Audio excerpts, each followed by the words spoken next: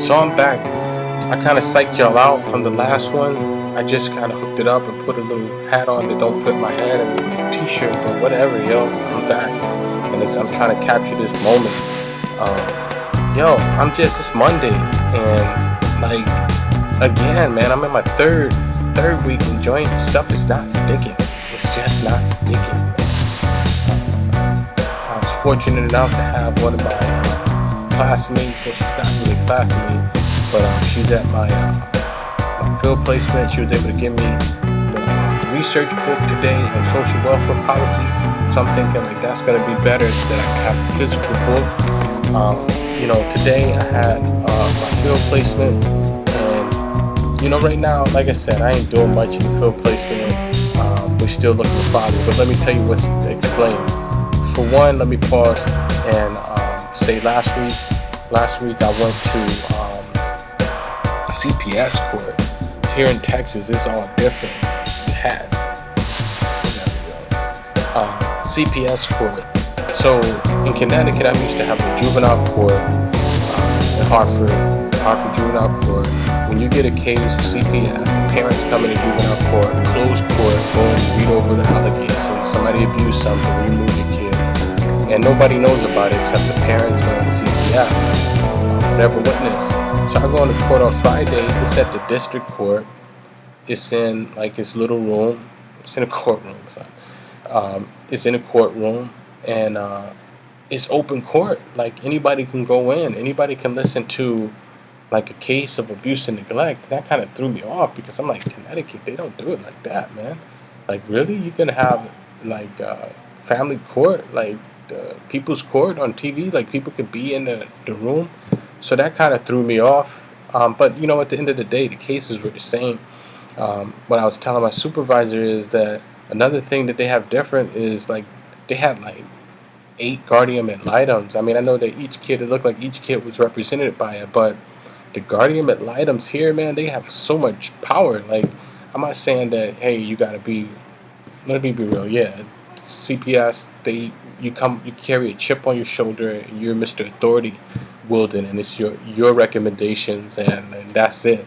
Here, man, the guardian ad litems, CASA workers, they hold a lot of weight, man. They gave recommendations, and the judge is like, "Yep, we're gonna go with that." So that was interesting. I mean, as far as the technical stuff, that was normal for me. I knew what the heck was going on. It was like a reunification type of thing. It was a reunification. They were trying to figure out how to get the kids back, and it looked like they're going to be going back soon. But anyways,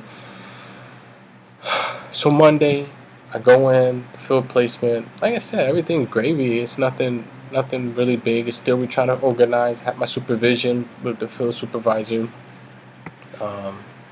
Watch the video in my shoes, like this domestic violence video, which is very powerful. You should check it out. And then I'm home, pick up my girls, and man, they're little kids that obviously need support. And like I'm trying to focus on trying to do this school thing, and it's like any kid. Like you got work and you trying to focus, and the kids want to play and they want crackers and stuff. And I'm just trying to stay focused, and I can't get through this book. You know what I mean? Like, I got to add last week with research methods. Man, I did bad on the first quiz. I did horrible on the second quiz, and I'm getting messages that like, dude, you better wrap this up, or you're not gonna pass this class. I'm like, what? The second week, I'm already getting these emails. Like, that kind of set you off, man. Like it set you off. It set me off. So all day I'm like, man, the amount of money I'm paying for this. I'm gonna be real. I'm paying like for a semester. I'm paying like what I did for 4 years, man. It's Columbia. I'm making that Ivy League. So like I'm here after school picking up my kids, and I'm just trying to I think I'm doing measurements. I understand the variables now, but like I'm like a week behind with things, and I got a self check quiz coming up tomorrow, and I got to like 60 pages. Well, no, it is about 60 pages to understand that in order to pass. And now I got the stress of like, man, if I don't do well on this third one, is like, man, what's next?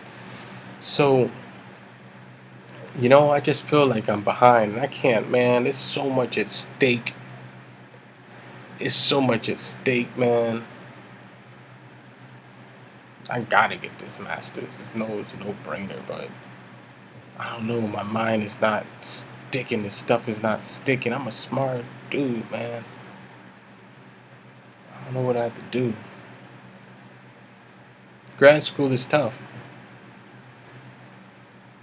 I'm up here writing these long narratives in the discussions, and I got emails like, dude, you need to keep it to a paragraph. It said 400 words, not 1,800. Like, I just go on tangents. So that's why I created Deconstruct Your Perspective, so I can just go off on a blog. So I'm just not right now, man. I'm stressed. It's only the third week. Not even. I didn't even have a third class.